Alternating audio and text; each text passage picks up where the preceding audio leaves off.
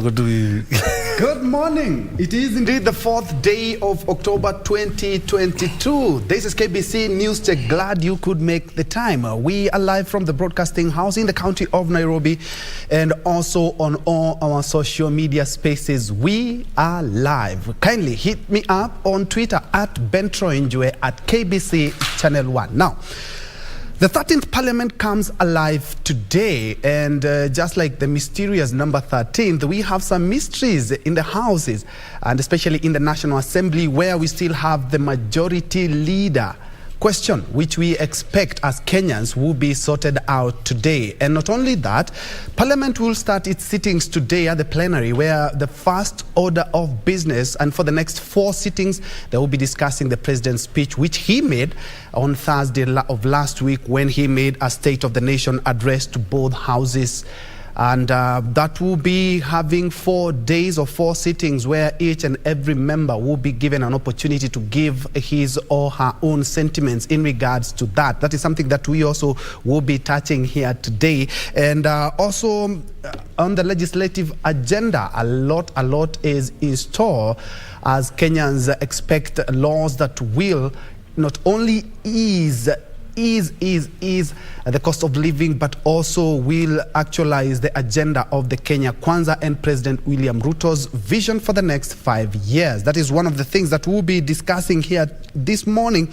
And also something else that has happened of late is that the cabinet led by President William Ruto has okayed and lifted the ban on genetically modified foods, and that in regards to what we are currently facing is a breath of fresh air. What will be the in, the out? What are some of the challenges?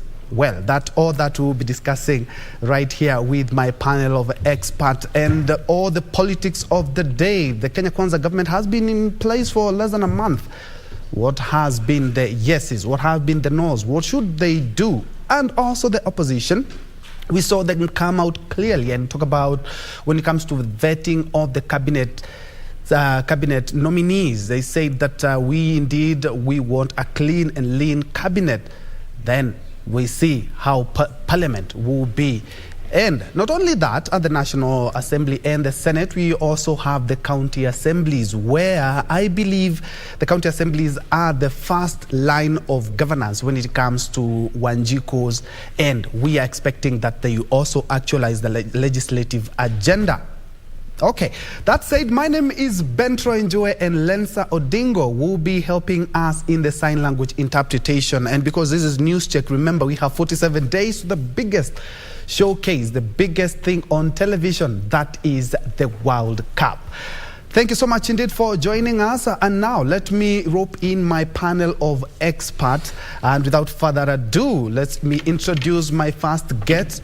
On my immediate left, he is Dr. Honorable Clement Kamaru.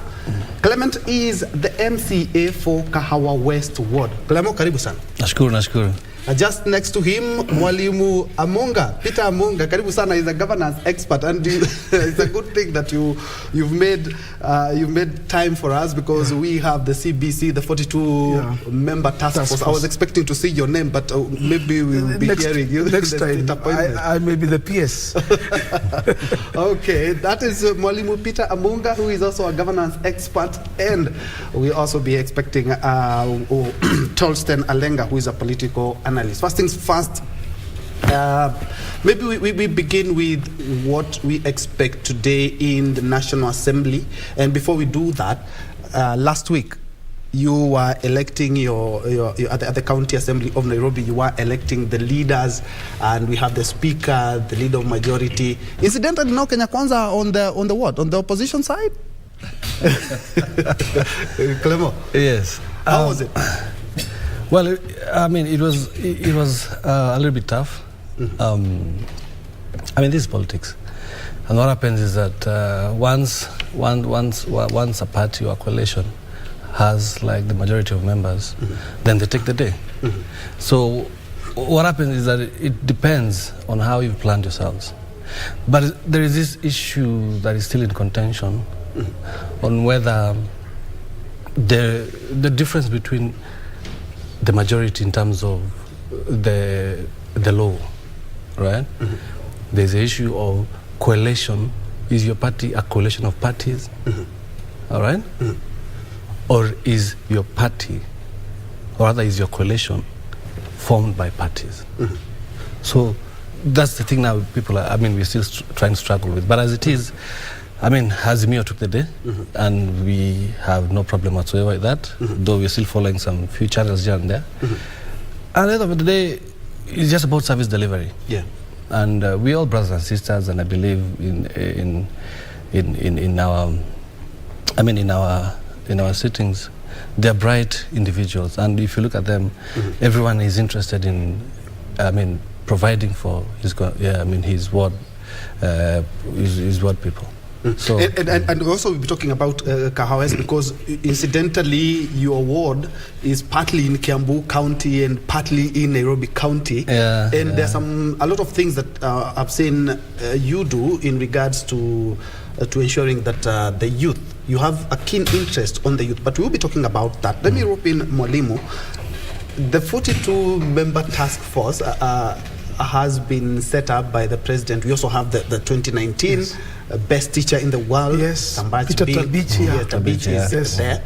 And they have a lot to do in the next more or less like 90 days, because they're supposed to hand in a report on the same by the beginning of January. Yes, education is the key thing. The Honorable MCA will tell you, even in his ward, the most important thing that he thinks about and does is about education. Like when we have the CDF and the bursary funds and the ward funds, most of that money goes to education.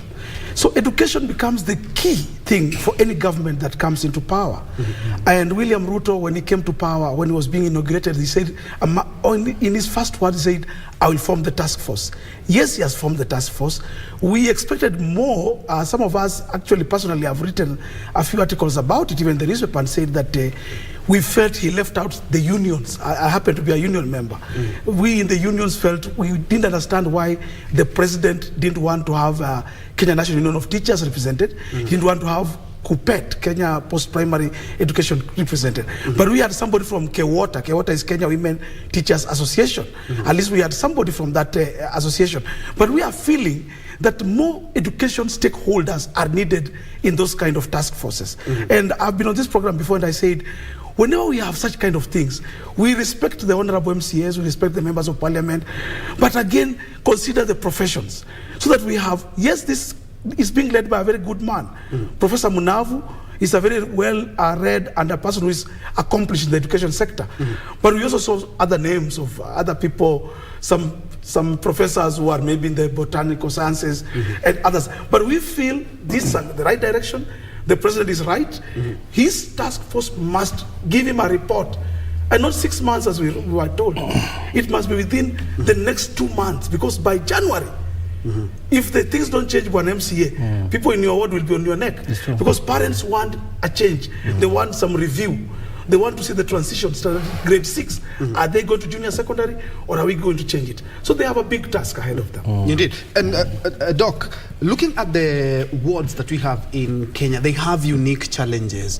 And a case in point is Kahawa West.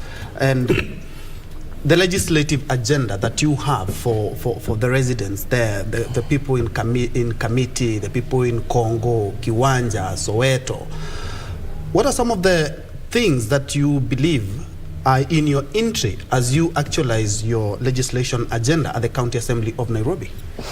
Well, that's a very interesting question. If you look at it, and to go back to my dear friend, what he's talking about, education is very, very important. And there's a difference between someone who's educated and someone who's learned. Those are two different things. So that's where CBC and 844 come in. Which one is focusing more on the learning part of it, as opposed to which one is concentrating on the educative part of it? You see? I'll give you an example. If you look at the current, or rather the former 844 system,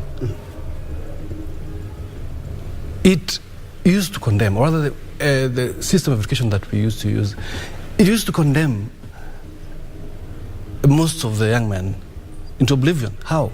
Because assuming someone gets a D or an E, the structure is that for you to be a successful person, for you to be successful in life, you have to have an A minus, B plus, or C plus at that point in time. So the rest of the guys who get C minuses and below, they're condemned. The society ostracizes them. All right? Kule nyumbani, at home, the parents are like, you failed. And then we ask ourselves, why are these young men turning into drug abuse? Why are they turning into alcoholism? Because crime. Because the society deems fits that if you failed in school, you're failing in life.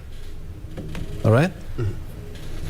And it's the exact opposite, actually. If you look at these developed countries, they concentrate more on someone's talent.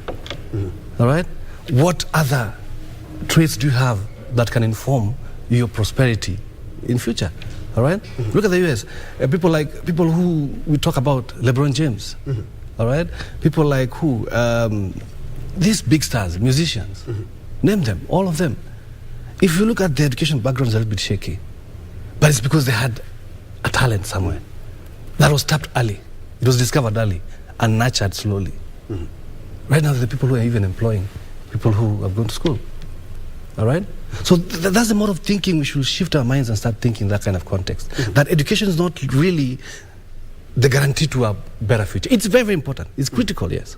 But also, there is this aspect of traits. All right? Some inborn talents. Football. Look at people like Messi, Ronaldo. All right?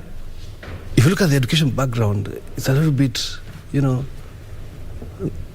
can't really tell. But they're out there and they're making it big time. But the challenges, right? The challenges that have arisen with the new system, and of course parents will allude to this fact, is that they say, yes, indeed, the idea is good, but the way it has been crafted is what we have challenges. Exactly. It's implementation, rather. Implementation, and that's where the problem is. Probably it was rushed a bit. That's my thinking. It was rushed a bit for reasons known better to the policy makers and implementers. My view is, I'm of the view that the task force, like the way Mwalimu was talking about, if it can sit down and get its recommendations right, there is definitely a good thing about CBC. And in any other system, they're normally bad and good things. But since now there's a task force in place, then I'm sure they're going to be able to get to the bottom of it. If I may just add what the Honorable Member is saying, the truth of the matter, actually, CBC is a very good idea. It is the way to go. And I was talking with somebody on another world station, and we were agreeing with him. He was in South Africa, and he was saying that actually that's where even South Africa is going. Most countries in the world are going towards competence. CBC means competence, skills. Kwa Kiswahili utasema elimu na ujuzi. So hiyo ujuzi, that's what Daktari is talking about. That you cannot just have education for nothing. It's just not education for the sake of education. It has to be education with something to go with it. And CBC had the idea. The problem with CBC was the implementation, lack of consultation, public participation. There were some people maybe around the power that was that time who rushed things and who misadvised and who said we can do this by using thorax. And that's why we are happy with the new way it's being done. Public participation will be done. This task force of 42 people, what I'm sure is that many of them will be divided and sent to various parts of the country, and they'll gather views, they'll bring them together. I believe it will help. It will now do something called the piloting will be done, the proper participation now will be done, so that as we go with CBC, we'll now go all of us as a team. I don't think they'll scrap the whole CBC. They will only restructure a few things. And still on the same, there have been concerns in regards to the domicile the junior secondary, either other secondary schools or in primary schools. And if at all we are doing a transition in January, and the president wants these reports in January, there would not be enough time to actualize perhaps the recommendations in regards to our students jumping into the next class. Yes. No, what I discovered actually about this task force, and when I was reading through, they're not only just reviewing the CBC. Actually, these guys are going to restructure the whole education system, including up to university level. So I believe first things first, they will start with the restructuring of the transition. The ones coming from standard 6 to 7, are they going to go to Form 1 immediately? Or to secondary school right now? Or will they remain domiciled in the primary school? I think that one will be solved in the next few weeks. Actually, I want to believe by October, end of October, some statements will have been made. Because if it's not made, in November, these grade 6 students are supposed to be sitting a national exam. That national exam is supposed to transit them, to take them to the next level, which is junior. So I believe before that exam is done, the task force will have given the first recommendation. And I believe the president will make an executive order by that time. So, but that doesn't mean the review will have stopped. They will continue their work for the next 6 months. Because they'll not just be talking about grade 6. They'll be talking about vocational schools, technical schools, TVETs, universities, and everything that goes with it. So they have 6 months to do all those things. But first things first, the transition. Class 6 to class 7, do we remain in primary or do we go to secondary? All right. And away from that, Daktari, I remember yesterday, it was actually the headlines in all the media houses after the cabinet led by President William Ruto talked about lifting the ban on genetically modified foods. And that really has been welcomed in some quarters, hailing it as one of the issues that will sort out the perennial food scarcity that we have. Because President, as he was flagging all 50 trucks at State House last week, he talked about we need to have an end to this. Jomo Kenyatta was flagging convoys of food. Daniel Moi was doing the same. Kibaki did the same. President Uhuru did the same. And now, President Ruto is the fifth. We have the fifth flagging of Kenya Kwanza government. This is one of the issues that he wants to just do away with in terms of food scarcity. But of course, some concerns have been raised as well, because talking about if you're lifting a ban, there was a ban in place and there were reasons for that ban, but now he has decided let's lift the ban, which is a good welcome. But at the end of the day, it's gonna get a pull and shove in both sides. Yeah, sure. I mean, one thing I like and I love about this current administration is that we are people-centered. We are listening to the people. We are working with the people. So we know what the problems exactly are pale kwa ground. All right? So that's it and done. This is more of an immediate solution, but there's a long-term solution in place. Those successive governments you've mentioned, they've had issues for reasons known better to them. There's no you can tell me that for all those years, Kenya, we are saying we're almost headed to middle income country, and we're still struggling with drought. We're still struggling with famine. All right? I mean, some of these things are really out of this world. It's hard to imagine. We have rainfall. All right? As much as we understand, the issues about climate change and all that, which is real anyway. But there are ways of harnessing water, which we have for irrigation. We failed to do that. All right? There's a way of harvesting water. Look at a country like Israel. Israel, actually, it receives nil rainfall. Saudi Arabia. Actually, it is in the desert. It's in the desert, right? And those guys, they're planting, in fact, they're even exporting fruits to us guys. Saudi Arabia. And I like what Professor Ndi was talking about, aquifers. Right, drilling aquifers, Kule, Northeastern, all those, Turkana and stuff like that, so that it can take care of the water solution around those areas. I mean, we want abstract minds. We bring a solution once and for all. If it's water harvesting, let's get proper systems in place to start harvesting water for irrigation.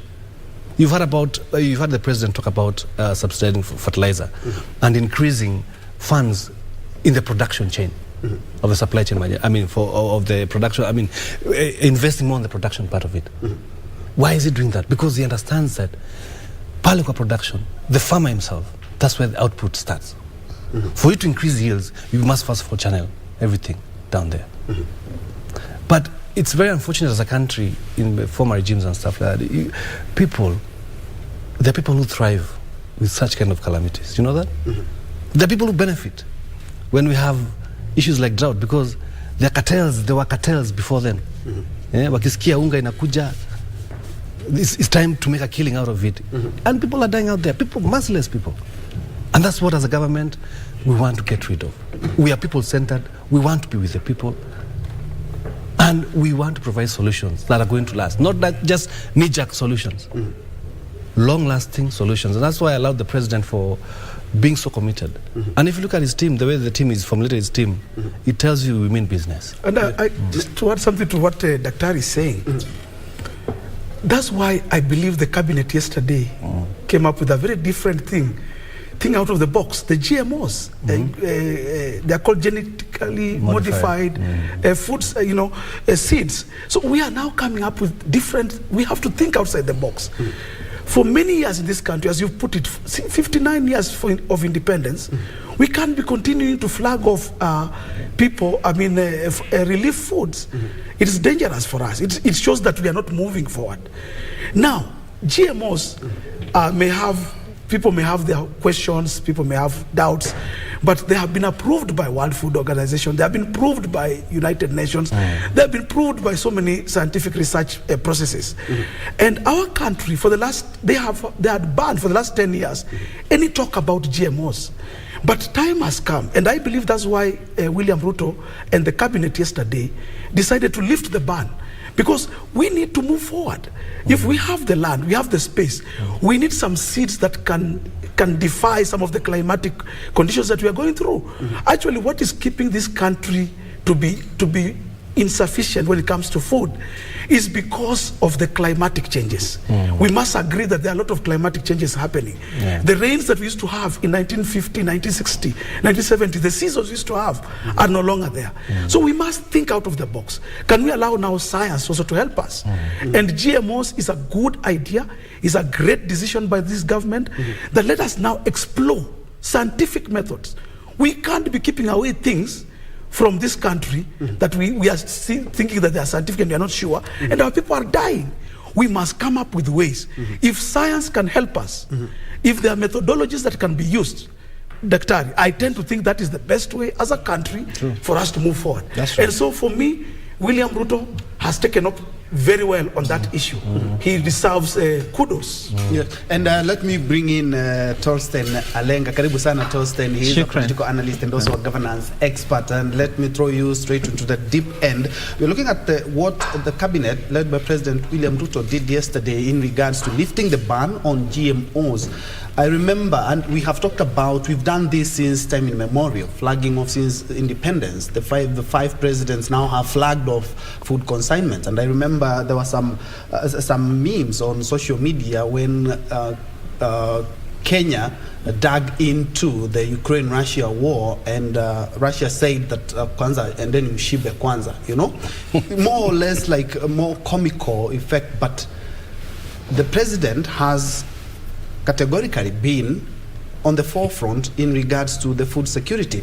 Looking at the fertilizer, even before he was a day old in government, he talked about fertilizer and increasing capacity in terms of production, just like Doc has talked about. Your sentiments, Torsten?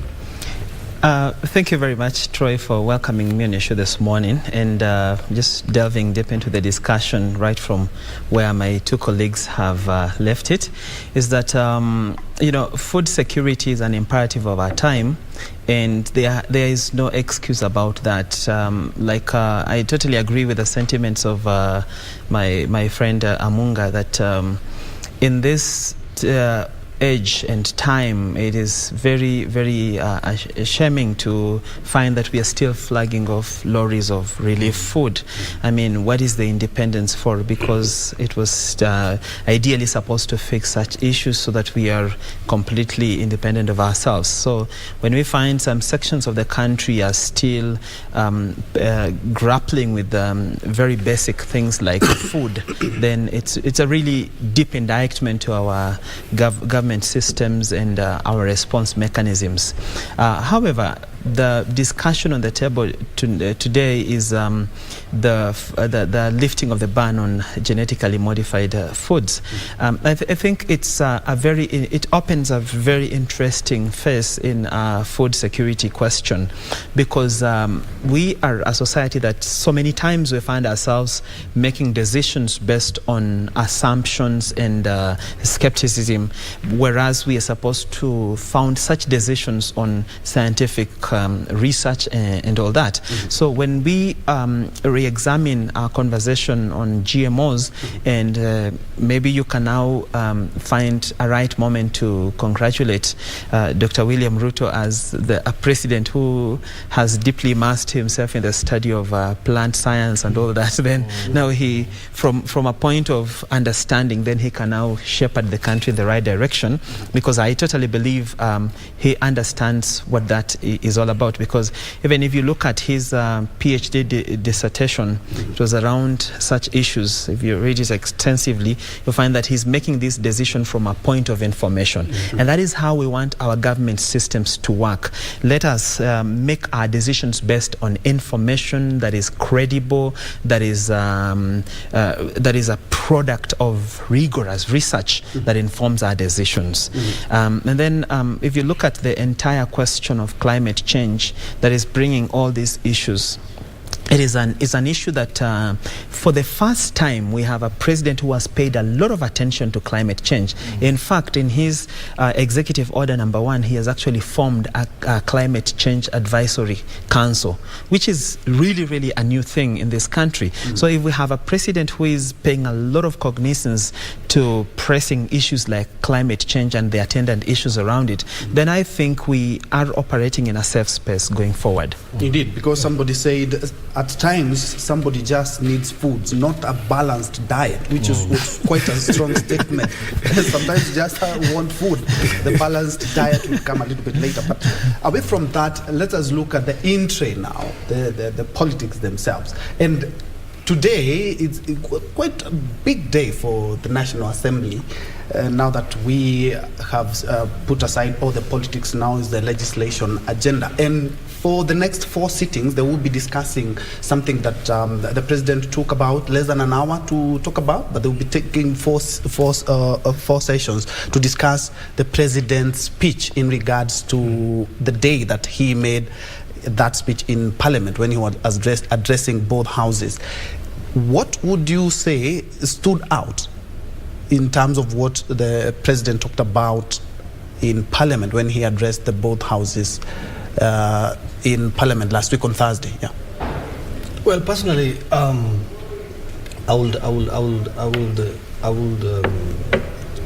will strike out this issue of affordable housing.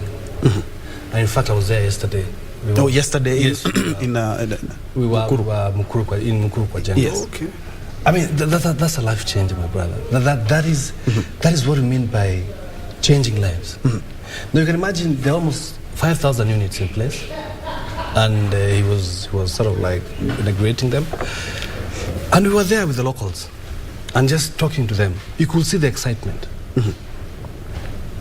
Mukuru, if you look at the history of Mukuru, you remember when that place was being blasted and people being, houses being burnt and stuff like that. It was a very, very painful sight, because I remember we went there, during the campaigns, you could see, very painful.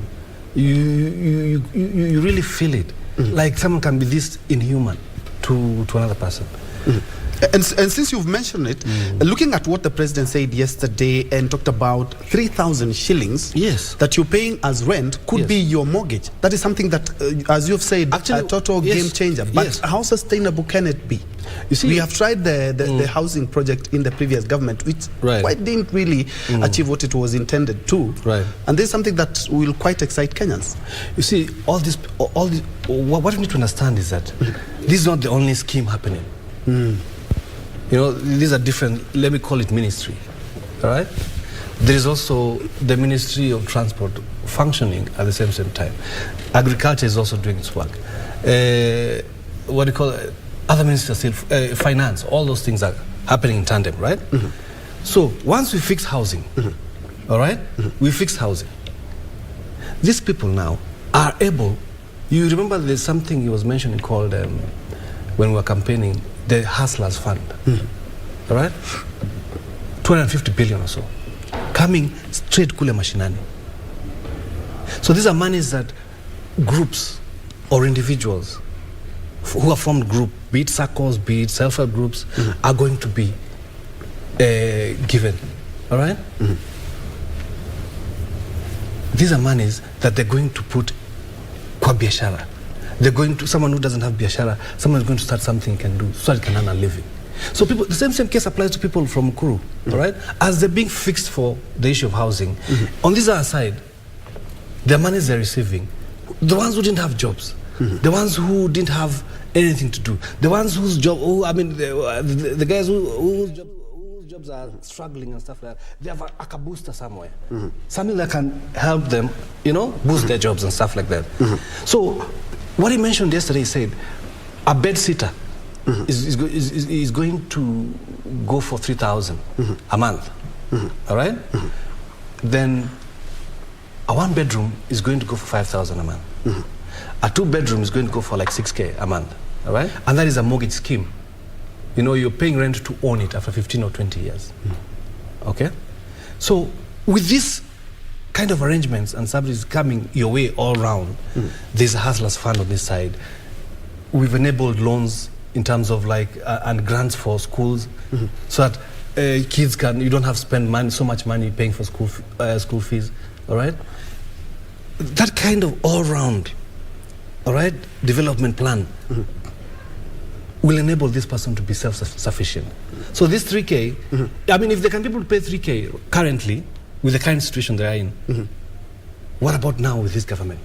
With all these goodies flowing, chini pale mashinani. You remember we believe in bottom up. We'll be getting into the goodies because incidentally, even Mwalimu happens to be a Kenya Kwanza diehard in regards to some of the things that have been mooted. Right. Like they're talking about there are so many funds in government, including the youth. Why not collapse them and perhaps do a hustler fund, one hustle, but we'll be talking about that. But I want us to do away with the first order of business that the parliament will also be doing. They will be discussing the president's speech, just as they've done in each and every cycle.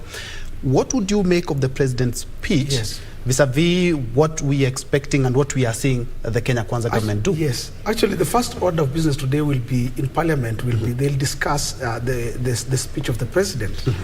And they'll have to have their reactions. And already Kenyans have had their reaction. The first reaction that we even saw the very day after the president made his speech, first it was the shortest speech that parliamentarians had ever seen. They were even surprised.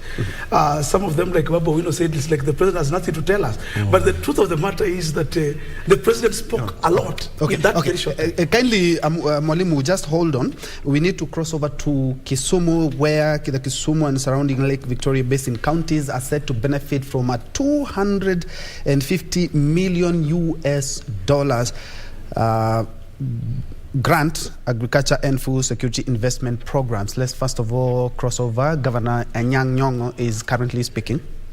And whatever you do as a country, we also take into consideration our partners in the bloc. The resultant partnership will deliver agri-fintech services for rural communities, high productivity, climate smart farming, and state-of-the-art agro-industrial facilities, creating new market for farmers in the Lake Victoria Basin region over the next 5 years.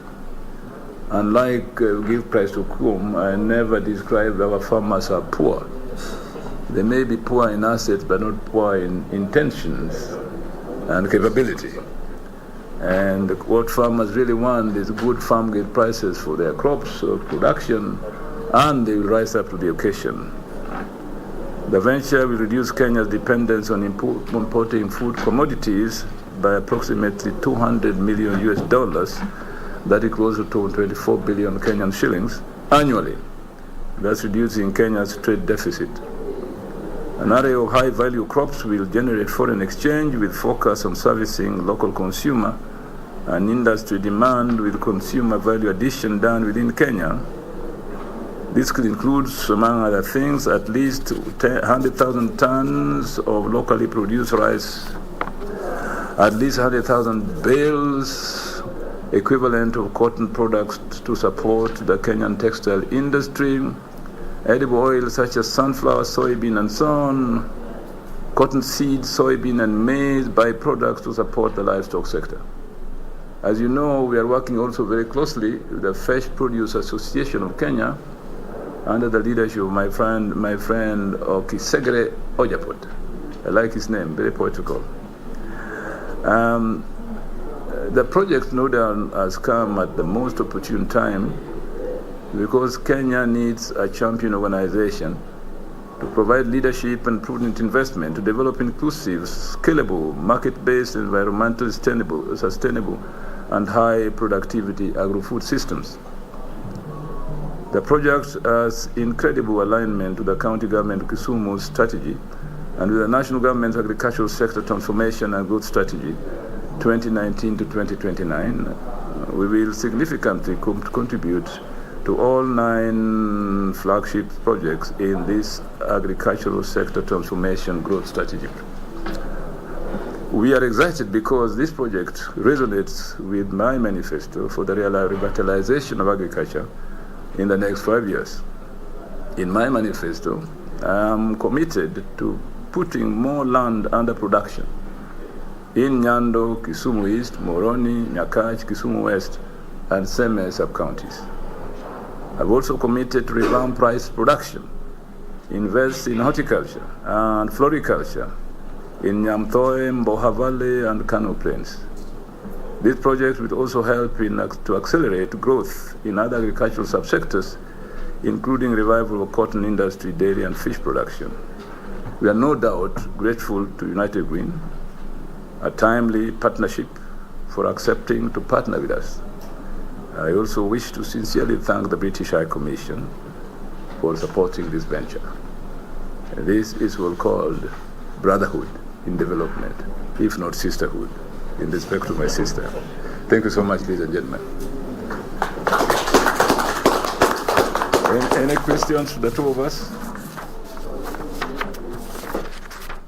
Anyang' Nyong'o, the Kisumu County Governor there, actually signing a partnership with the United Green, and Kisumu and the surrounding Lake Victoria Basin counties are set to benefit from $250 million agriculture and food security investment programs. You're talking about over 25 billion Kenya shillings, just to underscore what the governments and partnership are doing to ensure that Kenya is done and dusted when it comes to matters food security. We'll be getting more from our Kisumu team. We are also following up on, we are keen on a few of the events happening in Kenya. We are also following up on the burial ceremony of the brother to the Deputy President of Kenya, Rigathi Gachagua there. And before, maybe, can we cross there, my director? Can we cross over there? Yes, let's cross over there. I'm informed that Rigathi Gachagua, the Deputy President, has already arrived, and also the Prime CS nominee, Musalia Mudavadi, is also there. Let's first of all have some sights and sounds from there. As you can see, even some of the members of the clergy have already made their way to Madeira in Nyeri, and we have Beatrice Gatonye-Ngetich, who is also keenly following up. As you can see, the hall is already jam-packed. We're expecting that function to be commencing any moment now. As you can see, even the president himself has got there. Let's cross over to Beatrice Gatonye-Ngetich, who is keeping a keen eye on the same. Beatrice?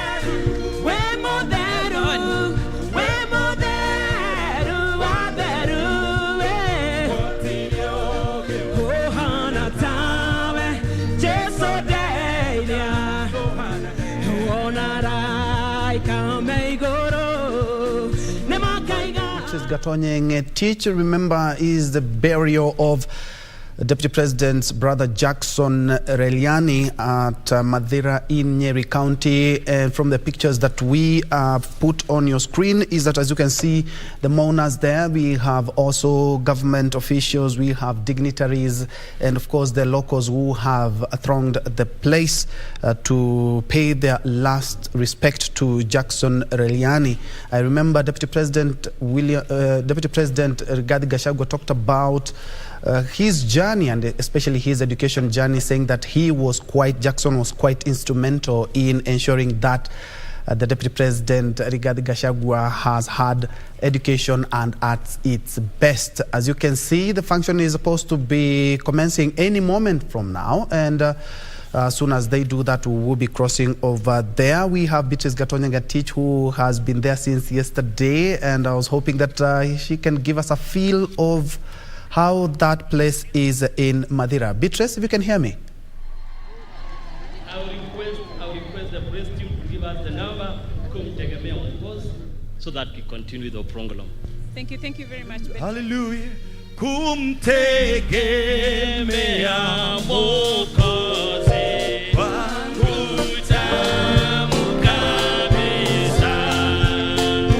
Kubali neno lake ing'ara moyo. Sema Yesu, Yesu, Yesu namwamini. We'll be crossing over to Jackson Reliani Gashagua's burial as soon as we have our reporter Beatrice Gatonyeng Teach, who has been keeping a keen eye on that. But before we do that, allow me to go back to studio. And earlier on, we had a live feed from Kisumu, where the U.S. government has partnered with the county government of Kisumu to ensure that not only Kisumu and all the Lake Basin counties have also benefited from $250 million US. That's over 25 billion in terms of food security. And I'd like to rope in Mwalimu. Before we crossed over to Anyang' Nyong'o, you were speaking about politics, and of course, first of all, let's talk about what has just happened. That's around 25 billion. Yeah, that's great money. And that's what we were just saying before actually we started talking about what's happening in Parliament. We were talking about food sufficiency in the country and the climate change. This money is actually going towards the same thing. This money is going towards ensuring that the Lake region, the Block region has food sufficiency. And that is what we need in this country. We need to move forward. We need to move away from the politicking now. And I'm glad that Governor Anyang' Nyong'o in Kisumu is already going ahead. You know, the time for politicking is now over. We can see the president, as we were being told by the Honorable MCA, was in Mukuru with the housing scheme. Now we are getting that good report from Kisumu that they have sourced for funds, 25B. That's not small money. If that is money, if it's put into proper use, you can be sure. The thing we talked about earlier, the GMOs now, if land is properly prepared and GMOs and science is employed, then the people of the Lake region are going to enjoy because this is what we need. And that's the leadership we are looking forward to. We need, as a country now, to realize that it's not the politicking that puts food on the table. It's also, there are many other things, the hard work. It is the networking. It is the making sure that we are at our places of work and working.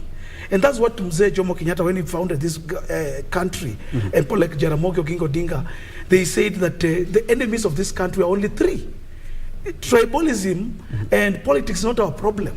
Our problem was hunger, and what that man is going to do is fighting that problem called hunger. 59 years later, we still have that problem of hunger. The other one you talked about is ujinga, that people are not going to school. At least that one is being tackled. That one, at least we can say that we have reached somewhere else. But the other thing was health. And so if we can get all these things moving, that now we can talk about independence. We must, as a country, reach a place we accept politics can be done. Once it's over, we can have people like the MCA here now talking about what they're going to do for their people, and they do it. Now, just going back to finish what I was talking about Parliament. Yes. Today, the parliamentarians will be discussing this president's speech. And what I'm sure, most of the people will talk, will revisit the key points that the president talked about. One of them, he told them, the CDF will be back. We are aware that there's been a problem, the courts and froze the CDF. But the members of parliament are trying to bring it back, saying it's no longer CDF, it's NGCDF. Yes. They've given it another name. And they're saying it's now broader and better managed. But you see, and the president promised them that CDF will be back. You can be sure. Most members of parliament today will be talking about CDF because that is what makes them, that's their oxygen. Actually, remove CDF, remove World Fund from the Honorable MCA here, yes. And you not smile the way he's smiling. Yeah, and look, I see he's smiling. So we're going to get to the county members of parliament. fund. And anyway, as a teacher, I've been a teacher for quite some time, and I've been in the education world. I want to tell you that CDF has really helped us. Actually, most of the learning, the bursaries, the children we're having in our schools is money coming from the CDF.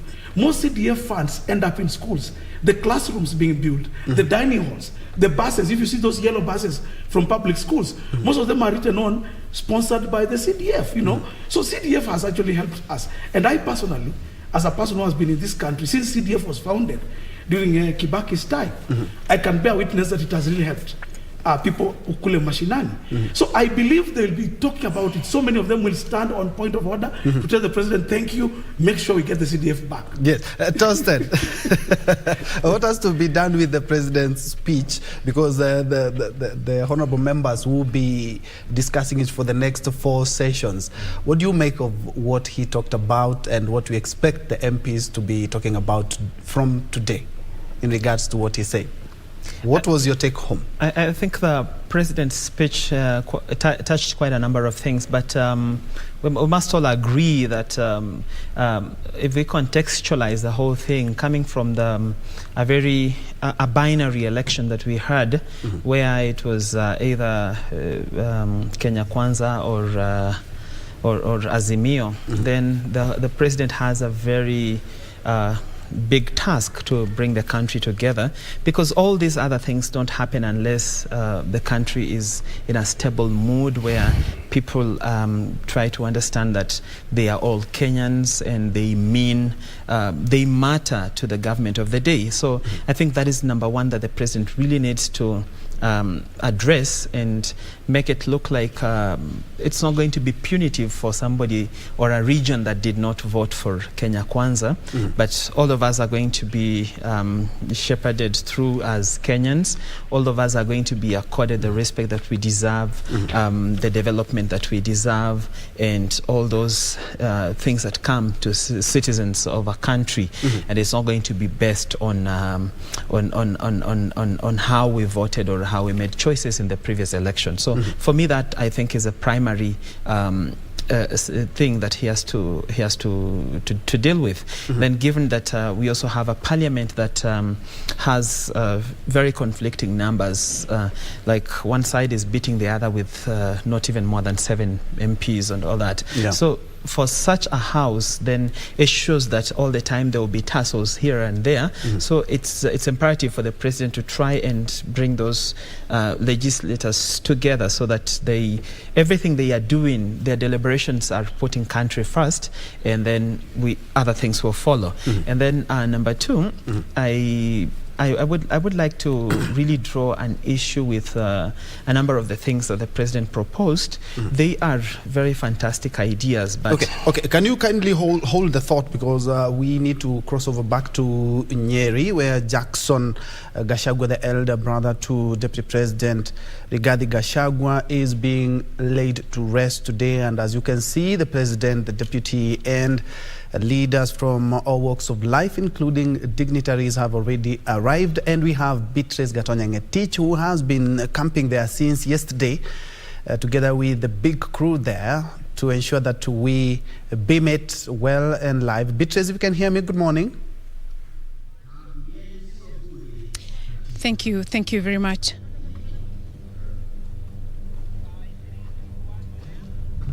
Thank you very much, Ben. Troy Njue from the studio. I'm coming live to you from Hiriga village in Ruguru Ward, Madera constituency, Nyeri County, where the burial service of the late Jackson Reriani Gachagua is ongoing. the brother to the Deputy President Rigathi Gachagua, and also the brother to the late former Nyeri Governor Nderito Gachagua. The late Reriani died at the age of 71 and he rested on 1st October 2022.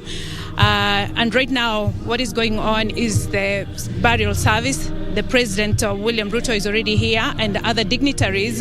I have spotted quite a number of leaders who have made their way in here to come and give moral support to the Deputy President, who has lost two brothers now in the span of 5 years, remembering that the former governor of Nyeri died in 2017, and later this year, in May, Deputy President Rigathi Gachagua also lost his other brother.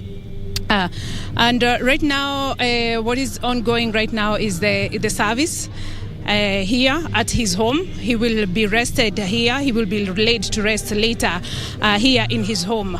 And what I can say is that he was blessed with 4 children, one of them deceased, and he has left behind his wife Cecilia Wamboi and the other 3 children. And right now what I can say is that the burial service has started, and I will just let you follow through what is happening here as we follow the proceedings and everything that will be going on here as Deputy President Rigathi Gachagua, together with other leaders, friends and family, lay his brother to rest. Thank you. Thank you, Beatrice Gatonye-Ngetich, live from Madeira. That's Jackson Reliani Gachagua's burial, and as you can see, the president and his deputy are there, and also other leaders. And as soon the official program begins, we'll be crossing over there to keenly follow in that ceremony. But just in case you joined us, it's KBC's News Check, and we are here with 3 experts. You're trying to look at the state of politics. We're expecting in the afternoon, legislators will be making their first plenary. You remember on Thursday, the president did address both houses, and he made a speech, less than an hour, yes, but that speech will be forming basis of the discussion in Parliament for the next 4 sittings.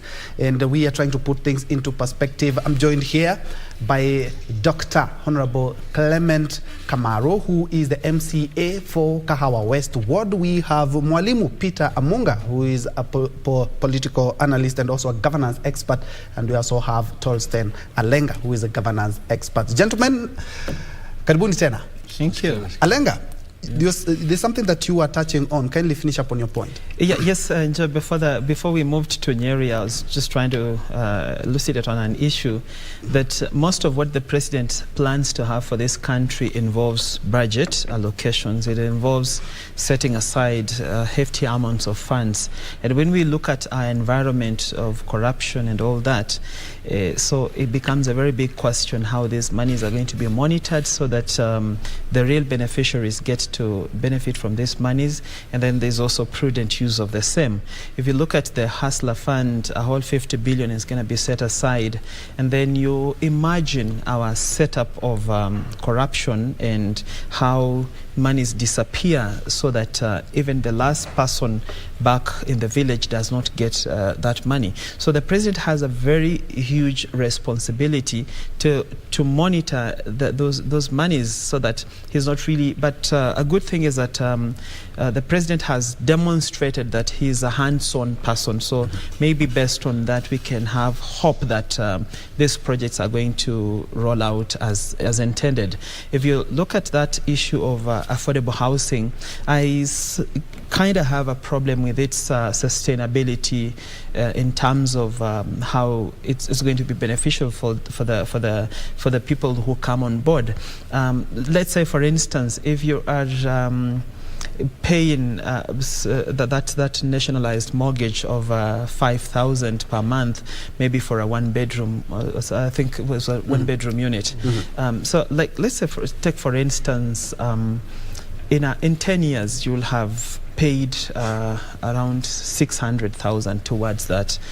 So you need like around 50 years to be able to pay the cost of that. So if even 10 years, what you'll have paid towards your mortgage is around 600,000, 582,000 around there. If you do the maths real quick. So that might not really. So for you, let's say the cost of that house is 4 million or 3 million. So it will really take you a very long time to be able to meet that. So and when you look at the terms and conditions of mortgages, if you defer at a certain point, then the property is clawed back to the lending agency. We need a clear vision of how that will be panning out. Yeah, so that is really what I have a problem with. But those are modalities that can be sought out. However, I look at it as sort of popularistic in terms of making the hustlers believe they can own a house, but then we have to examine the journey that this person is going to take. In this country, there are things that are very easy to start, but finishing is a problem. So there's a certain product you can be easily onboarded onto the project, onto the product, but then your journey from that point onwards. And then we have regime changes. So what if a different regime comes and they have a different mindset about affordable housing? So what is the eventuality of people that will have already contributed to this scheme and they have already dug into their pocket? So there's just some nitty-gritties that need to be ironed out, though that's really a very nice project. So much of these projects much of this vision that the president has for the country are very fundamental things, are very enriching things, especially for the common mwananchi. But there has to be a secondary step of just making sure it works the way it is intended. It's political goodwill. And once the political goodwill is there, it will always work. Well, Kibaki did it, so Shitanda and Margaret Wajiro Bishop in Kibra. We saw the flats are still there up to now. It doesn't matter which regime took over. There are people still staying in those flats if you go along the southern bypass, opposite Kibra slums. And just to help my brother understand it, apart from just, it's not just the money for a mortgage also includes land. The 4 million is talking about. So if the government is providing the land for free, if the government is also providing the technical know-how for free, then it cushions most of that money. It may not really be the 4 million that we all know a house can cost in Nairobi.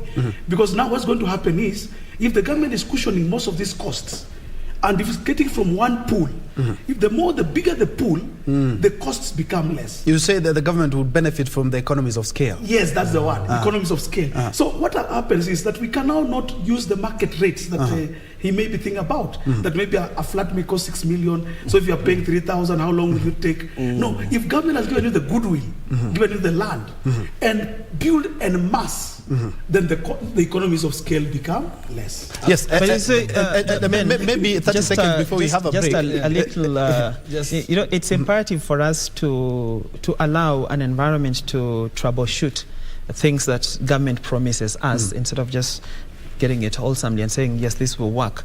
Because primarily you have to know, whatever property it is, you have to know what is the principle, because it's imperative that we know what is the principle. So once you know what is the principle, the government is giving me this house, but what is the principle? How much is it giving me at? Then now you divide and see with the monthly rates. So what period of time am I supposed to pay this? So it's proper and in order for citizens to understand that bit. In short, the nitty-gritties. We need to go to a break, but you wanted to add on something in regards to that? Sure, let's do the break first. All right. Let's have that break, but when we come back, we'll also be looking at, the president did talk about, also in his campaigns, he talked about he wants to ensure that the counties are well funded and increasing the revenue, that the share of the revenue that they get from the national government, that will also cascade to wards. And we would want to know, we have an MCA here, would like to know how will that really cascade to counties and how it will improve service delivery. Well, let's take a quick break. We'll be right back.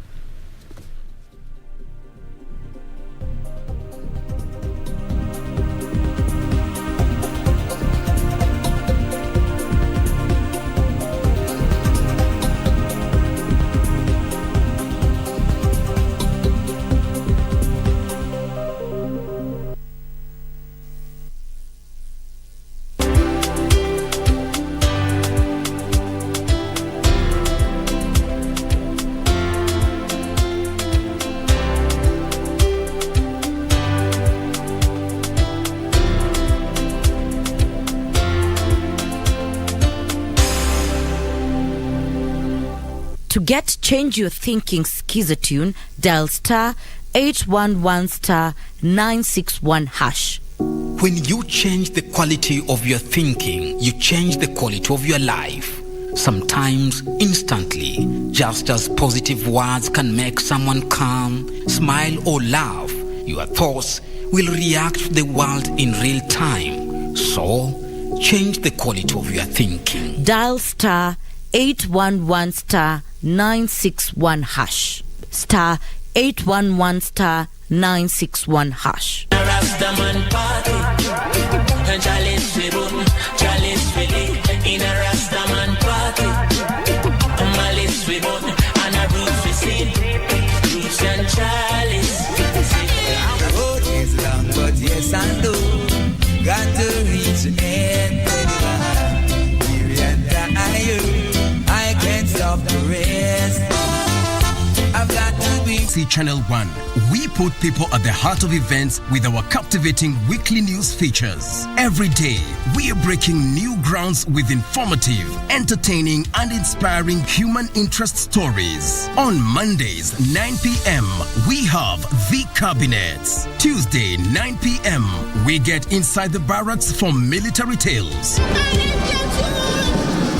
We delve in the world of cinemas and theater each Wednesday night. For the young and industrious, make a date with us every Thursday at 9 p.m.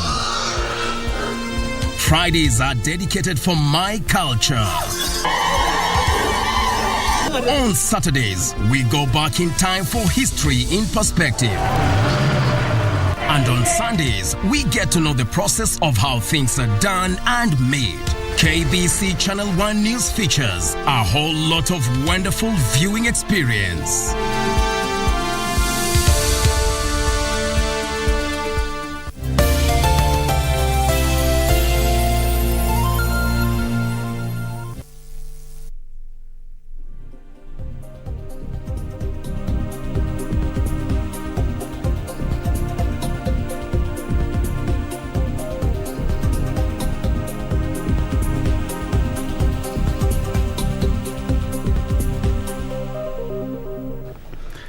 Welcome back to KBC News Check. Thank you so much for keeping us company. We are looking at the state of politics at this hour, and of course we're keeping a keen eye on other events that are currently underway.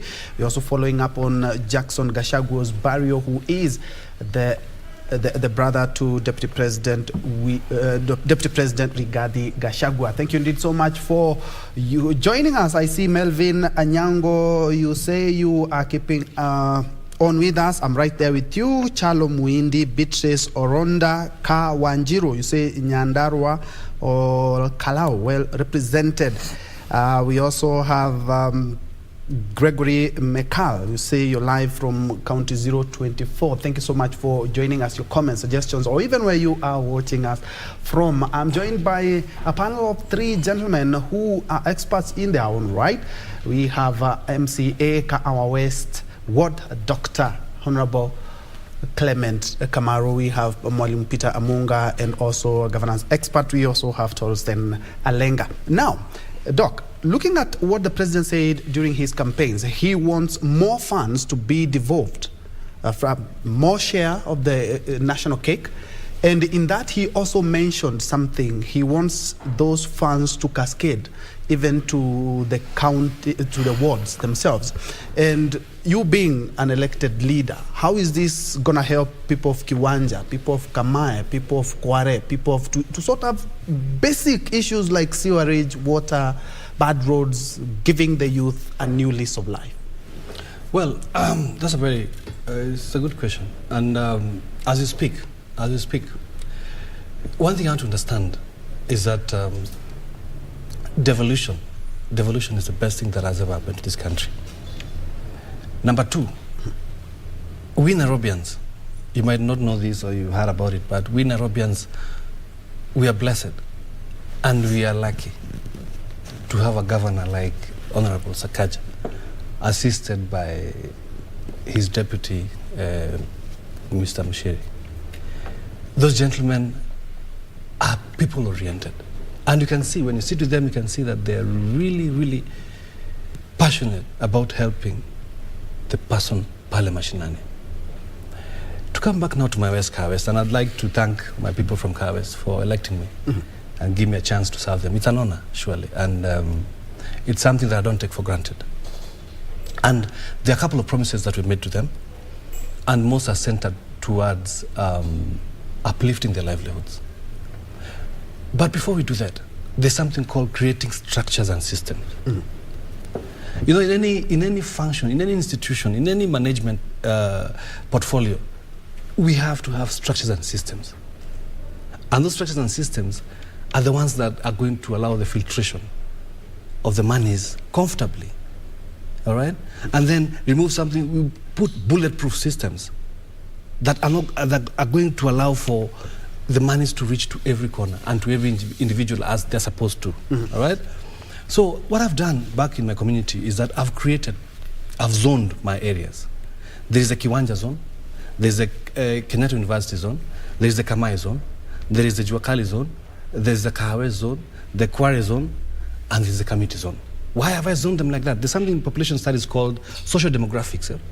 You look at a particular people and the way they're living and their characteristics, analyze them and see they have a different way of living, they have a different sort of cultural, but not really cultural, faced by economic dynamism and all that. So my people from Kamai, their lifestyle and how they do things is different from the people from the estate. All right? So if you have to approach this kind of development, you have to approach it through the different lenses. If you're going to Kamai, they want water. They want issues of the land sorted. All right? They want bursaries.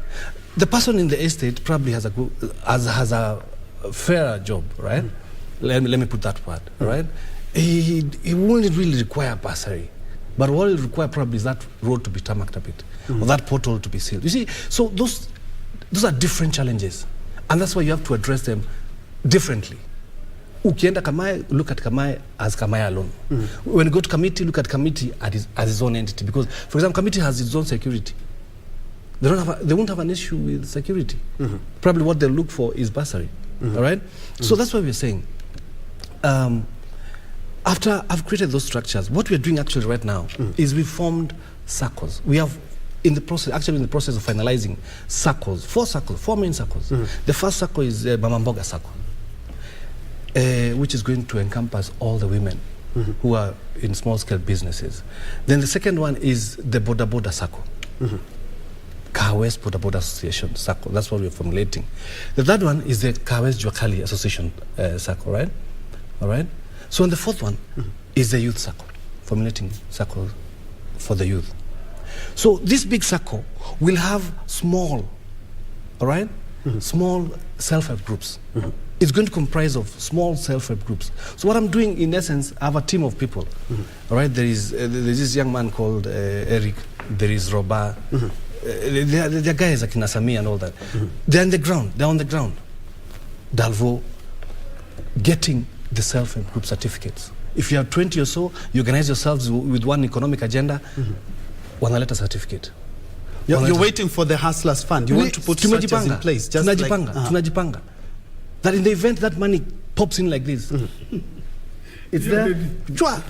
Everyone sees this. Okay. You understand, my brother? Yes. So, in essence, what we're doing, we want to economically elevate the issue. The person there, Palachin, especially the youth. In Kiwanja, we are thinking of partnering with sports entities, and also, I'm also appealing to good members of Goodwill out there. We want to put something similar to Camp Toil. I don't know. Yes. You've seen Camp Toil? Yeah, in Eastlands. Yes, in Eastlands. I mean, that thing is deadly. That's the best idea ever, man. And we want to put something similar to that, and then put stalls, pale inje, that the youth can run. Let it become an income-generating project for them. All right. If you're looking at Pale Estate, we want to modernize that soko hapo nje. We modernize it. Everyone to come on board. All right. Issues of this, the market flooding, issues of the market, all those challenges that they're facing. We modernize that market to be of standard. Everyone to be under one shed. That is the agenda that we're trying to pull. We want to put in a social hall. All right, we've already identified a space for a social hall. Apart from that, we want to also look at the roads. we're already in talks with different people at the county level and even government level. Zile barabara, the ones that have not been fixed, we fix them, all right? We do curb roads on feeder roads, all right? Electricity, I mean, even security lights. Okay. We're in the process of doing all that. All right. Yeah. And Dr. Ali, just Mwalim, just Doc is talking about they are waiting for the 50 billion that the head of state promised during his campaigns in the Hustlers Fund. And some people have argued that the Hustler Fund should collapse all other funds. We have the Youth Fund. We have a number of funds. Yeah, Wezo Fund. We can be able to collapse them and even increase the kitty. It could be even more than 50 billion. Yes. He did promise 50 billion. That would take the figures to almost 100 billion, or maybe, which could be even easier to manage. Because at the end of the day, we don't want to be having so many funds and so many duplication of services and roles and end up with a lot of wastages, just like we are seeing in counties. And we are going to be talking about the wastages as well, just like in counties. And I think that's why the president is very clear, even in parliament, and when he talked to the elected members in Naivasha, when he had a meeting with them, a training with them, he said the Hustlers Fund will be based in a ministry called the Cooperatives Ministry. So I believe policies are coming forward, and these ideas that we are getting from Kenyans are very important ideas. The conversation about the Hustlers Fund is a great conversation. It is actually showing and telling us which way to go. And I think the president has his people who are listening very carefully. And that's why when this ministry will be formed, and I believe when the ministers will have been vetted and put in office, things like Wezo Fund will have to be collapsed. They'll have to come to, because when we talk about cooperative is coming together, is bringing all these things together. The word co-op comes from the word cooperate. So when the president says, I will allow it to operate under the Cooperatives Ministry, in fact, you may discover even the Hustlers Fund will even take even a better name than that. Because what will happen is that all these monies that we have been seeing coming from the Youth Fund, the Youth Enterprise Fund, the Women I don't know what fund, the Wezo Fund, and very many other funds that have been going on, all of them can be collapsed into one. And I believe that's the idea right now behind it. So that once it is one kitty managed by a very well done professional body, then we'll be able to see how now MCS like our colleague here will be able to tap into that. And I believe it will have now divisions, how to deal with different groups in the country. So it's all awaiting the vetting of our MPs. I can't remember what was slotted for the Cooperative Ministry docket. Was it? Chelgui, yes. It's Chelgui, who has been a former serving cabinet. He's essentially the only one who was retained from the other place. So Chelgui used to be in the labor ministry. So now he'll be the cooperative ministry. And I believe it's going to be one of the strongest ministries. And we had this kind of ministry before during the Kibaki time, during the Moi time. And that was the work it was doing. So that it cuts down this duplication. When you talk about one ministry supervising all these things, then we are able to cut down on what you're talking about, duplication of duties and roles by different groupings. And Tolson, let's look at how the government has been for the last couple of weeks. And the president didn't announce that his deputy will have an extended mandate, and he outlined the duties that the deputy president will be handling. And other than that, the deputy president has come under fire, I think twice now in the last 1 month. First of all is his sentiments in regards to the Shamba system. Of course, he did talk about that he was misquoted by a section of the press.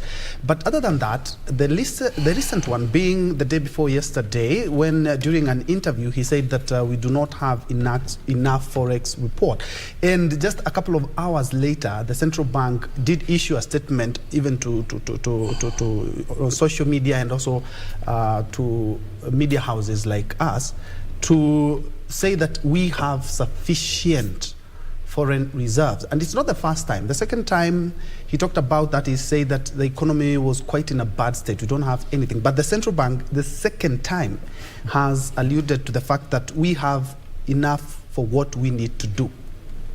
And the opposition have started digging into some of these sentiments. I think, Troy, it boils down about personalities, and there are people who pronounce themselves loudly about things. Actually, the reason why I'm asking is because there are some pundits who've argued that some sentiments could scare away some potential foreign investors and create some financial jitters in the country. Exactly, because in the place and space of the deputy president, whatever you say, wherever you say it, has a very huge impact both to the international community and even the citizens, and also when now you juxtaposition it with the sentiments from the central bank governor. So you, as a citizen, you're left wondering, what is really the state of our country? The deputy president has said this, but it has been countered this way. So you're left in a space where you don't really understand what is going on.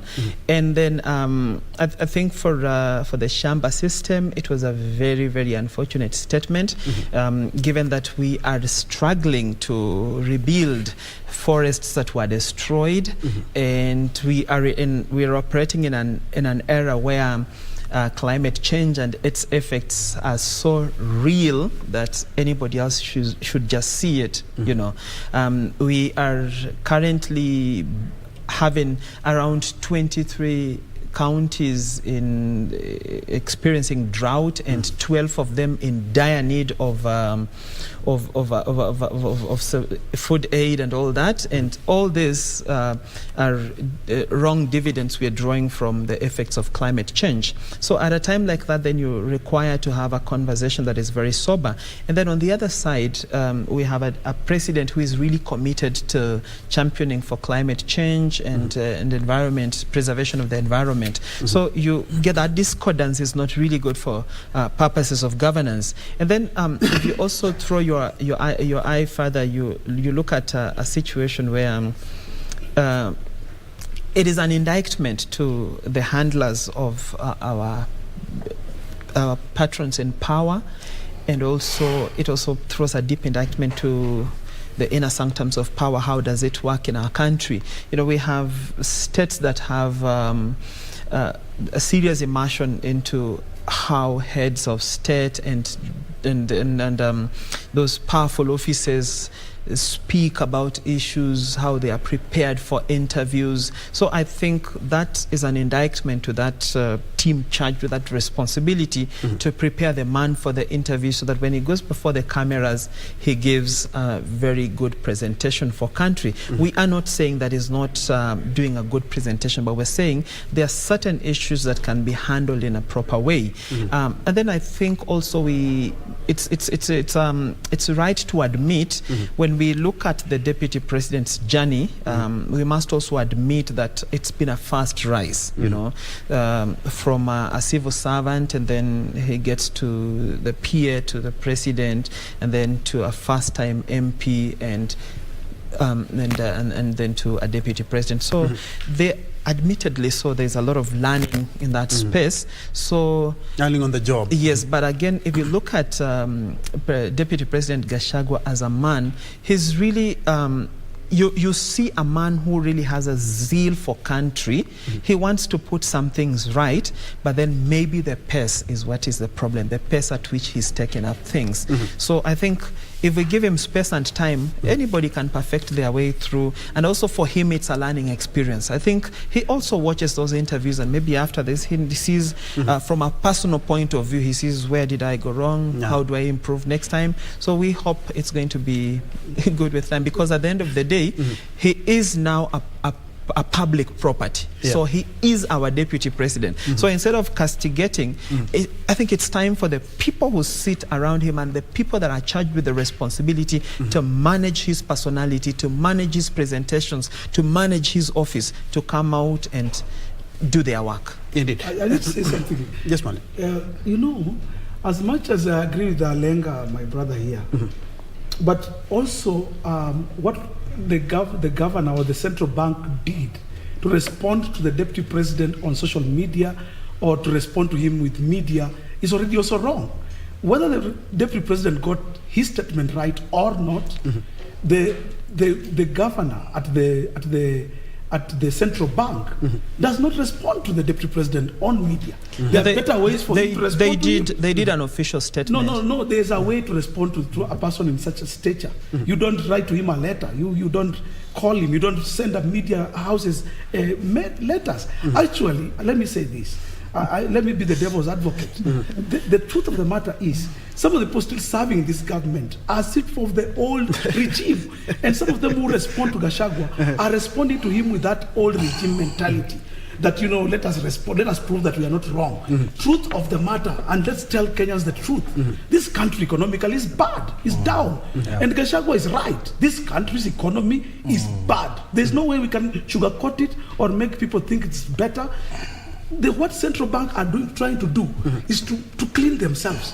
They're trying to tell us, no, Gachagua is wrong, so and so is not right. But the truth of the matter is, Gachagua is hitting it on the head. And the statements he makes, we agree with him as Kenyans because we sit in our pockets.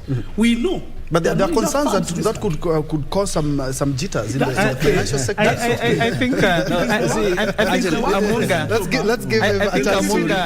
Amunga says bad things with a lot of confidence that they look right. So in the face of our audience, we need to just tell our audience, actually, we are a country. We are not a personal property, you see? Yes. If you pronounce yourself, if Deputy President Gachagua pronounces himself that way in his own business and calls the employees and tells them we are doing bad, we are poor, revenue is not coming in, is right. But this one is now a country and we're not existing alone. We are existing in a space that we are borrowing a lot from PR games we are borrowing a lot from gentlemen, gentlemen, we are now in a government where we say things the way they are. We are sugarcoating things and telling us we are fine, we are doing well, we are bad. Let everybody this world know. We need a new. That's and we are hoping that you're gonna. Perhaps we need to ask Munga if your deputy president goes on TV and says you're broke, you don't have money, you don't have anything, and then the next time your president travels to New York with a whole delegation of around 20 people, and they are living in 5-star hotels, and they are driving limousines here and there in New York. So what do you tell people back home? Where are you getting the money to fund your travel, your international travel? Maybe you should be cutting down on international travel or pronouncing austerity measures back home. Number two, with such a presentation, how do you go to IMF and ask them for a loan? Because you have clearly said you don't have capacity to pay, you're bankrupt, So sometimes the things that we say have a huge impact than just pleasing the masses or the hustler nation as so. You say we are very broke, then the next time you're flagging off fertilizer. So where are you getting that fertilizer? What money are you using to buy it? So let us exist in a space. Let us exist in a space. Let us exist in a space where there is need for decorum. Amunga, it's not right for us to just carry everything our leaders are saying and stamp it because maybe they come from a divide that we support. But sometimes it's good to do self-introspection. Sometimes we have to have a mantra that allows us to become better. All right. Let's hear what Doc has to say. And still, I'm still on the cabinet because the president did talk about trying to cut down the wage bill by over 500 billion, and he did increase the state departments from 42, the previous government, to 49.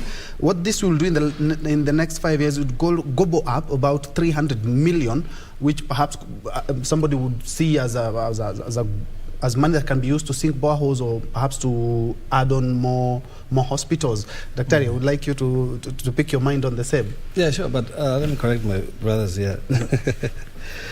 For example, my brother was talking about, let's go back to that previous issue of housing. He was mentioning that, stuff about like the payment schedule.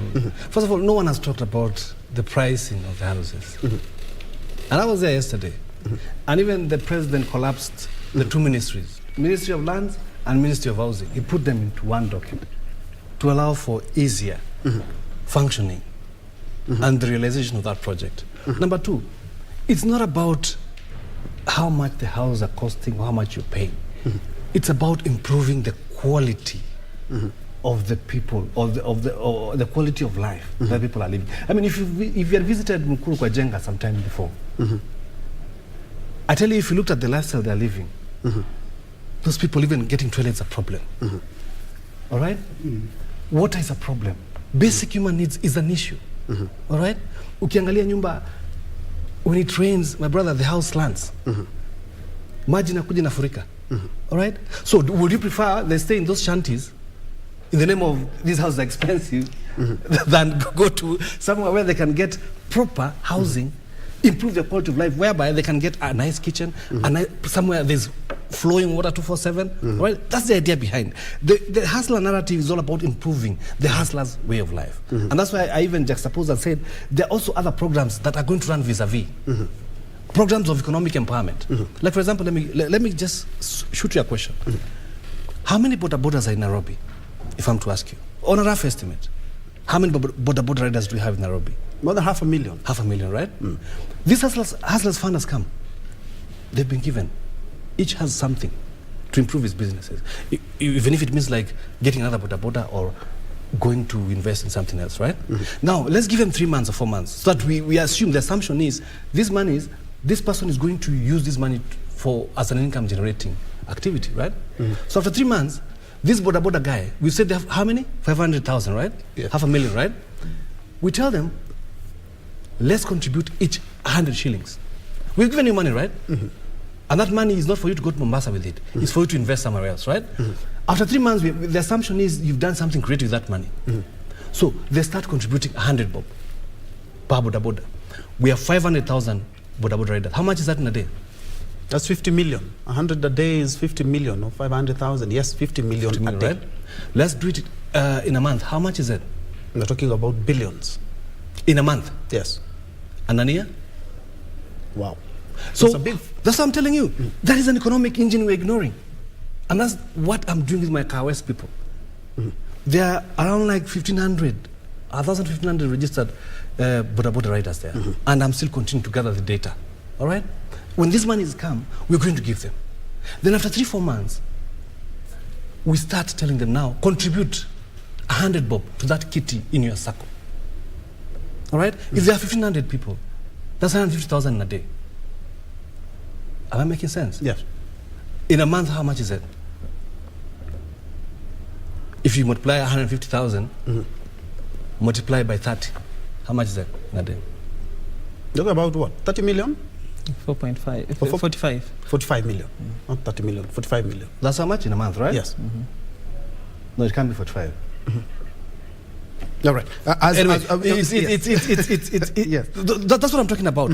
What I'm saying, there are so many economic engines we are ignoring at the expense of these big names, that 50 billion, we are talking about 50 million per month. How many banks rake that kind of money in a month? It's bigger than a bank. So it's up to us now. We think abstractly, and start creating systems and structures that are going to benefit these people. We realize we start tapping Mama Boga. All right, hold the thought. Let's now cross over where outgoing trade CS Betty Maina is having a recordation of IPS seminar.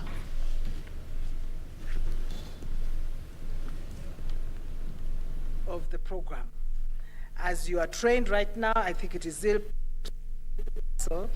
of our journey, enforcement of IP rights recordation, and ensuring that there is a database within the country that against imports, and rights holders have opportunity to inform the authority of their rights, and when we find these goods, then we are able to flag. To conclude, I really would like to assure you that the government of Kenya will continue to work hard to help create a more prosperous country by growing the manufacturing sector, promotion of genuine trade and investment, and keeping our healthy and safe effects for consuming counterfeit products. This is,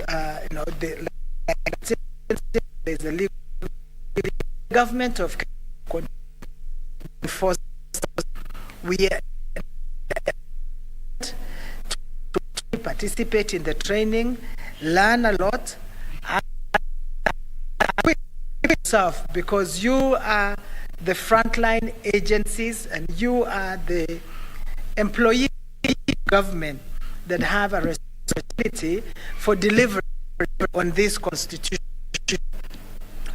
obligation. And I want to thank you very much. Wish you a really, really good training. As go for maybe one of the few. Trade CS, outgoing Trade CS, Betty Maina there at the Move and Pick Hotel, the recordation of intellectual property. We have Regina Manyara, who will be giving us a more comprehensive report, and I do apologize for that technical hitch that we experienced during that function. And now back to our studio. There's something that you're talking about in regards to more or less tapping into some economic engines that have been ignored for quite a while. Yeah, that's the point, my brother, Njue. Listen, there is a lot that can be done kule mashinani with proper systems and structures in place. And I've just given you an example of the kind of economic engine you can create just using these border guys. Right? And we're doing that math. All right? And if you look at that math, like if I'm just reversing a bit, there are 1,500 border riders in Kaha West. We give them the monies, then we tell them after 3-4 months they start contributing 100 bob in that kitty. That translates to 150,000 in a day. So in a month, yeah, you're right. It's around 4.5? 4.5 million in a month, right? In a year, as around 60, 70, Mike. Give them 2 years. These monies, if they contribute in 2 years, the bank is seeing that money coming in, right? They'll come to them and give them a loan. A loan is normally times 3 when it comes to circles and stuff. So if they give around 400 million, then they go those sides of Matu, Kajiado. You know, Nairobi now is shifting towards those areas because it's sort of like packed. So it's going towards Isinya, all right, down south, right? Yeah, like there's a border group I saw them do rental houses. Exactly, that's the model in Kajiado. That's the model we want to employ. You see, if they've been given 400 million shillings, 400 million shillings, if you go to Matu or if you go to Kajiado, Isinya, with 400 million shillings cash, easily you can get something like 5,000 acres with this kind of economy we are in, right? Or even 10K, depending on who you see, all right? Now, assuming you've gotten 10K just for sake of working out the math, there are 1,500 people, border riders. They bought 10,000 acres. So meaning if you divide 10,000 by 1,500, it means one person will get how many acres? If you do them, if you do your math, if you do that division. And even not only do they have to put up residentials, they can even do commercial plots. Exactly. Okay, I wanted us to shift focus to the cabinet. We are trying to cut down, and the president has talked about cutting down in so many aspects. And one could be in his own cabinet, increasing state departments from 42 to 49, and the 300 million. I'm just looking at it, just like Doc is looking at it here. The 300 million could do something else. And the opposition has talked about they're not quite elated with the nominees that were given. Some having courts in case, of course, for Mythical Inturi, it has been withdrawn. But they have said that is not an inclusive government. We don't even have people with disabilities in the government, and now you are not cutting down on this. This is something that will make fodder for the opposition. I think it's really right, because there's a reggae musician who sang a song and said, one step forward, 2 steps backwards, because you tend to cut on costs of government, but then still increase points of revenue, points of utilization of funds for government, and also if you look at even the calling to bring back things like CDF, and so you have so many checking off points, and these checking off points have no serious accountability to themselves, and that is why when I read even the manifesto of UDA, I really had an issue with the model of its implementation, because it involved a lot of checking out funds, and that is where the problem comes. Because if you're checking out, let's say 50 billion, how you follow this 50 billion to ensure that it actually falls onto the right beneficiaries is an issue in this country, and it's not something we are putting up. We are creating in our minds. It's something that we have seen. Today there has been Pesa kwa Wazee, there has been Uwezo Fund, there has been, I don't know, if something for the youth. But if you try to go to your community, even where you come from, and just take a census of who has ever benefited from this, you find it's really, you cannot really you cannot really follow the success of this project. So I think we really have to, the government really has to be very vigilant. Like Dr. Ruto's responsibility is cut out, follow corruption. But again, if you look at now the suggestion of some names in the cabinet, you see it already throws a spanner into the works.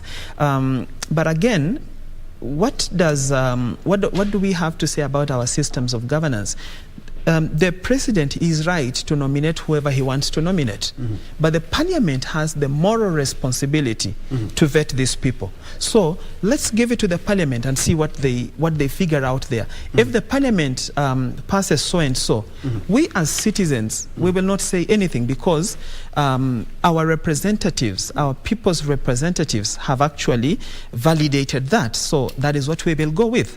But again, we need to check on the issues that we want, and how we want to achieve certain things. If somebody has already been indicted with, corruption here and there, giving them another responsibility to handle public funds is really, just working things backwards. So I think for me, when I look at the plans that are in place to cut down on pilferage of public funds and exorbitant expenditures, I really do not see like we are going to achieve on it. So it's our responsibility of the parliamentarians from both sides, because now the campaign period has ended, and that is what should sink into all of us. The campaign period has ended. Nobody is now championing for Kenya Kwanza or Azimio. It's now a country we have in our hands. It's now a country we are building, So it falls on the shoulders of everyone in this government to make Kenya work. Let me, excuse me again. Yes. Okay, I agree so much with Alenga and the views that we are getting. Even from the opposition side, we read a lot of comments even from their side. Let me start with the three. First things first, are they doing their duties as you expected? No, they are not. They are out to see that Kenya Kwanza fails. But they're saying that they're going to shoot down some of the names in parliament. That's where you lose the conversation. It's no longer a contest. The elections are over. It's no longer a contest. They are not really doing much, because when we saw, for example, the governor for Homa Bay say that she will not attend a presidential function because she's somewhere offshore duty, then we saw her somewhere by the lake, fishing. Then we discover that actually they are not really doing their work. Petty. No. So for sure, that's being petty. That's like the Moi era where you needed to line up children on the road to greet the president whenever he comes to your area. We are beyond that. He wasn't even beyond that. The work of the opposition is to check the government, check the government in power, and check them with fundamental points, with issues. Not with issues that are petty, not avoiding government, not wishing government to fail. This government is for all of us. It's government by the people, for the people of Kenya. All of us are part of this government. In fact, to add on what my brother is saying, yesterday I was very impressed by one Madam Pasari's Jalang. And Honorable Jalang, right, from Langata. I mean, they joined us. They joined us there at Mukuru kwa Jenga. And when the president was talking, when he was humbly requesting the members of parliament who are there to kindly marshal their forces and, helping in passing that legislative bill in regard to housing and stuff. All of them stood, and they were in agreement that as a parliament, we need to assist the president in the realization of this housing project. And that's what we call political maturity. That is it. And I want to just close up and say that what we are seeing from the president, especially when we talk about saving and stopping, corruption and, funds disappearing. All right. All right, just a minute as we rectify some of the sound challenges that we are having.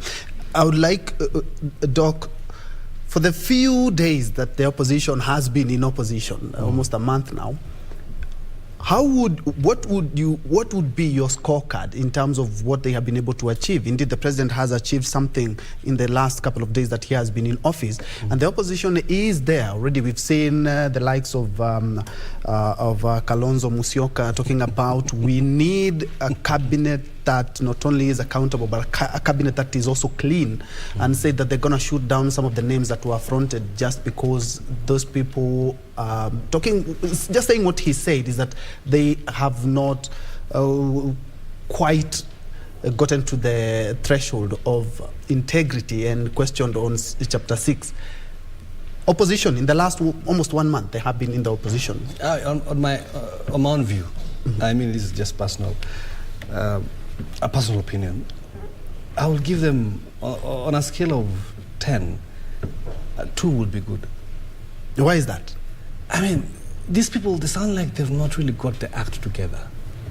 They're still in that utopia and believe that we won somehow, we're still winning, and we must have won, that kind of okay.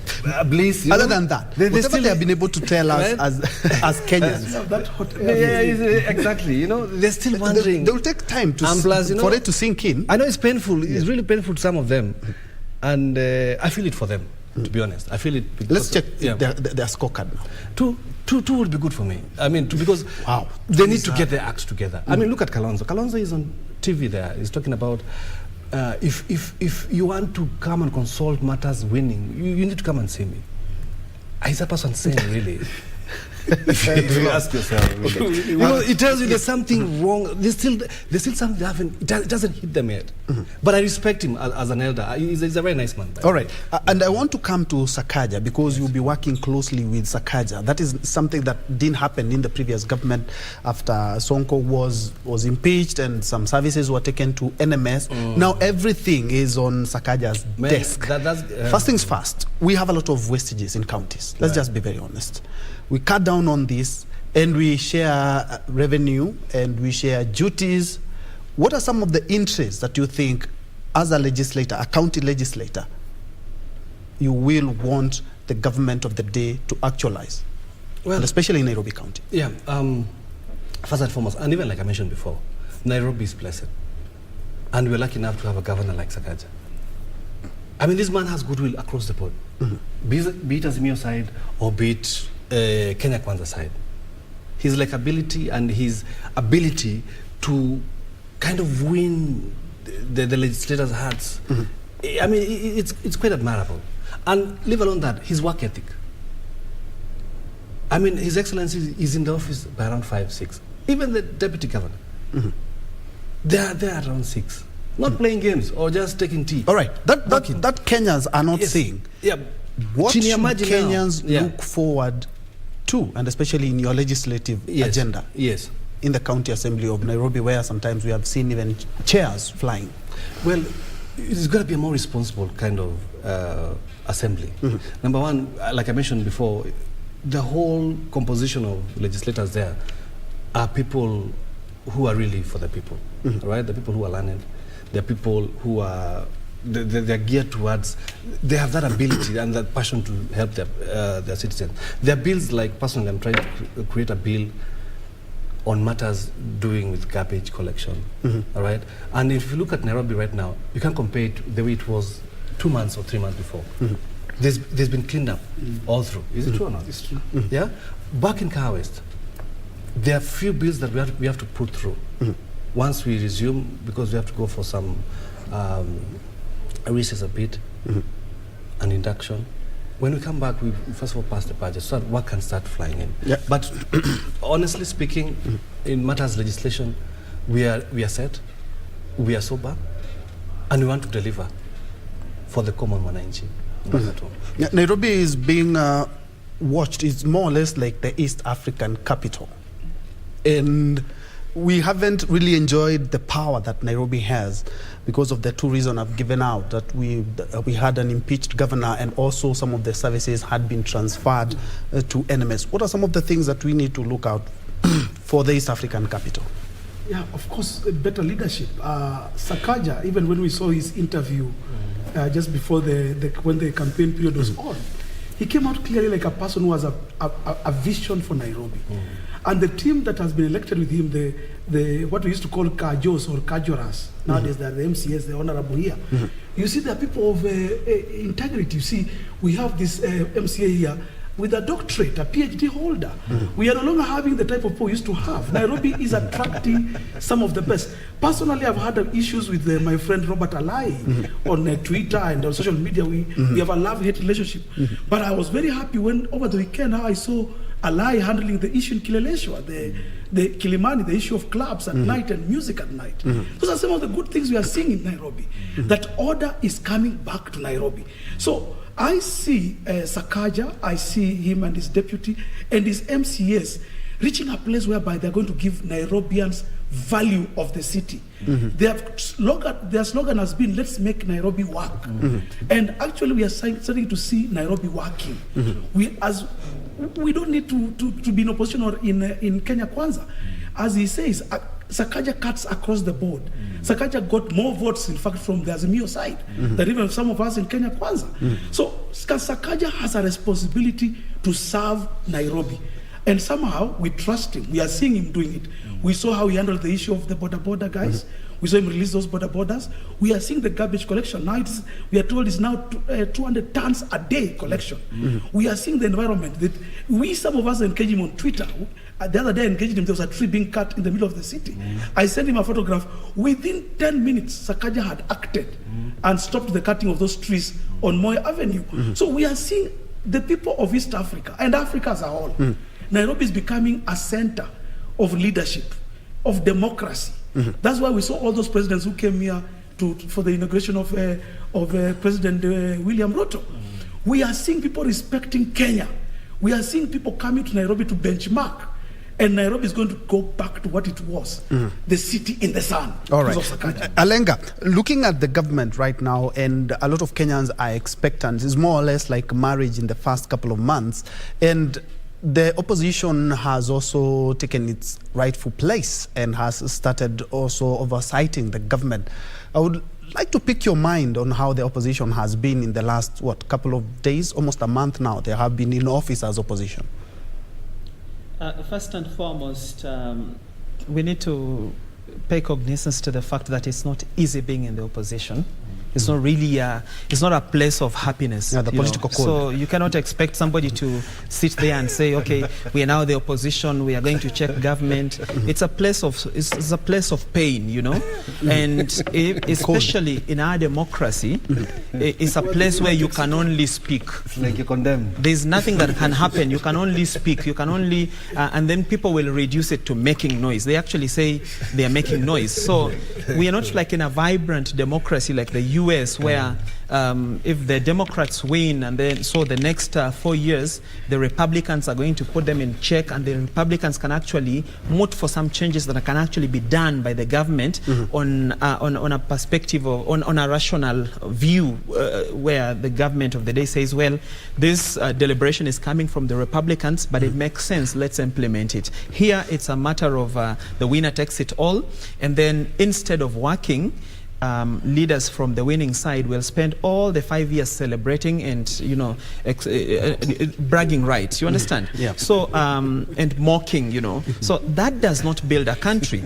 It's imperative for us to understand that there was a campaign period. It ended. A winner was announced. It ended. And to that winner and to that loser, both of them were given the responsibility to lead the country for 5 years. We cannot say that Azimio doesn't have MPs in the House because their presidential candidate lost. They have. even some smaller parties still have their people in the house. And so because they are there, they have an equal platform to agitate for changes for their people. If you come to the performance of the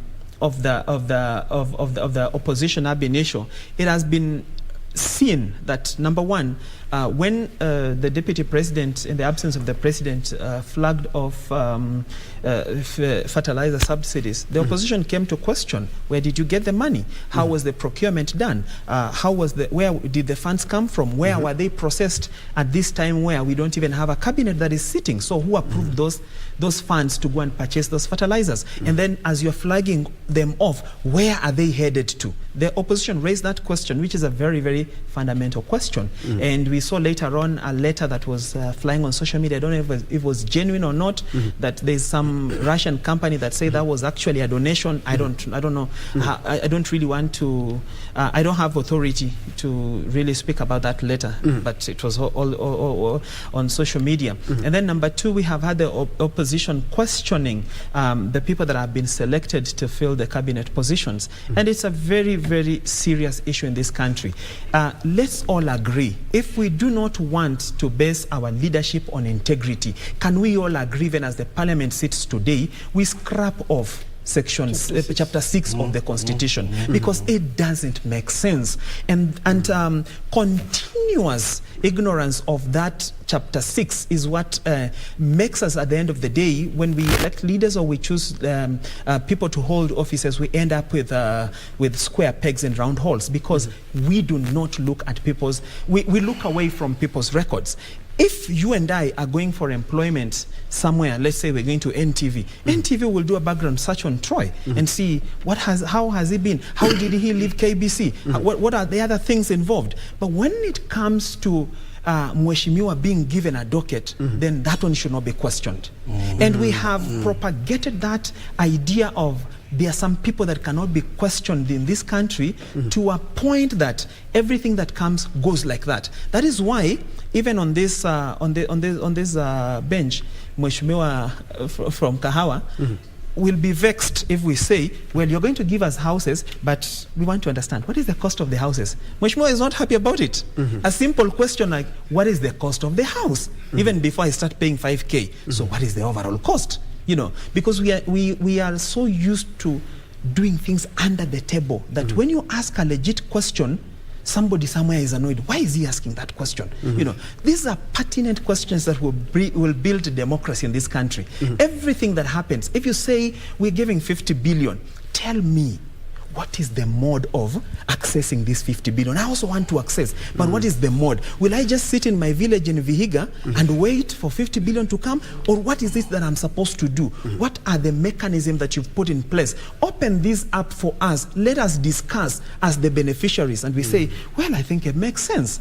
You know, most of the things we do in this country plunder before they flourish, simply because we hid a lot of information around it, you know. And that is, we have even institutionalized that. That is why people come into a lot of issues when they even borrow a loan from a bank.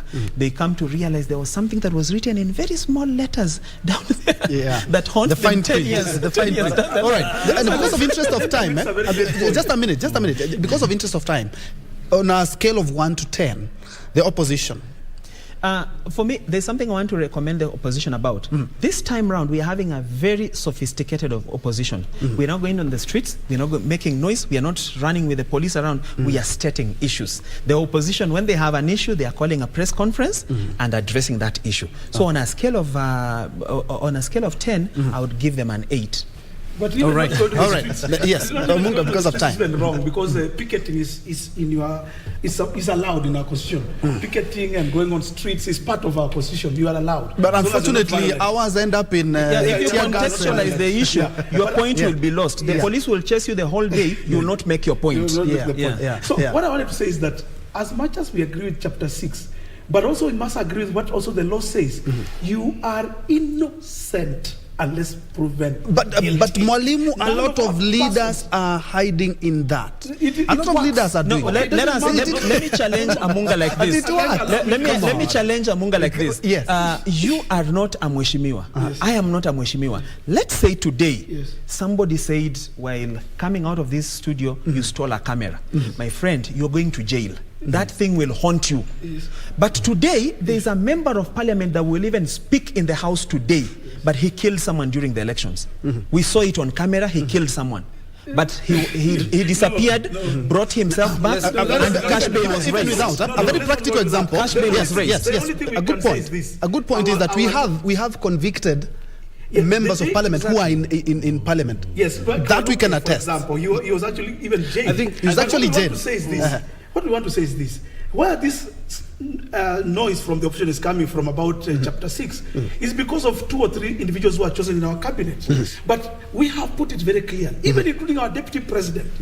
The former government was revengeful. Our former government was a witch hunting government. We can prove it. We know it. Okay. Now we've already done. We are done with that We government. are now saying let the law. We're done with the Actually, campaigns. we are done with the campaign. Take its course. Let us go to court. If you find us guilty, and Gachagua put it clearly when he had an interview the other day, we will step down. NSCS will be found guilty.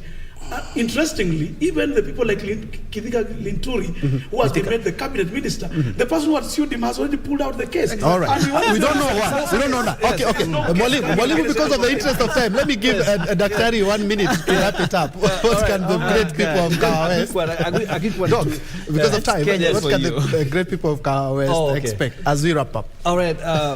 I mean, to the people of Kahawa West, you know I love you. You're great people, and thank you once again for electing me. And it's my promise to you that all the things that we said or we agreed together, we're going, and we've started already. Right now what we're doing, we're trying to create systems in place so that once things start unfolding, we have every mechanism to make sure that if there are funds being delivered to the people, they reach every person. Now, we're looking at also the markets. We want to upgrade our markets. We want to look at the issue of sewage, the sewer system, especially in Kwara area, Juakali area, also parts of estate. It's become now a hazard. And then there's the issue of the title deeds for my brothers and sisters in Kamai. And I'd like to assure them that we are almost there. And soon and very soon we'll be coming to issue those titles. Thank you, Yes. Doc. Yeah. Thank you, Doc. Indeed. Allow me not to give you a minute each, but thank you so much, gentlemen. Tolson Alenga there, governance and also a political analyst. We have Mwalimu Peter Amunga there, also a political analyst and governance expert. And we have Honorable Dr. Clement Kamaru, who is the MCA for Kahawa West Ward. Thank you so much for watching. But in like 5 seconds, why MCA, not MP or governor? Well, this question has been asked by almost everyone, and it's about service delivery. All right. You tell us the story on another day. Thank you so much. Thank you so much for watching, and thank you for everyone who has made this production a success, including my director. Thank you so much. Let's continue this conversation on social media. Gentlemen, thank you so much. Thank you.